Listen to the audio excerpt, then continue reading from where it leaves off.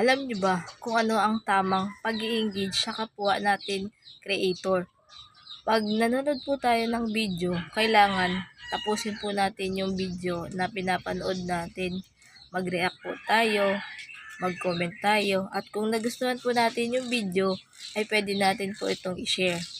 Doon po papasok sa inyo ang tamang engagement kapag nahuman nyo po ang mga video na panoodin.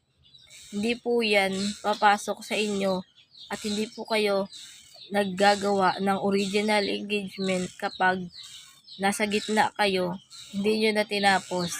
Ayan, ang tawag dyan, fake engagement. Tapos nag-react kayo, nag-comment kayo at nag-share. Hindi nyo naman po tinapos. Dapat po, tapusin nyo po ang video para meron po kayong original na engagement sa kapwa nyo creator.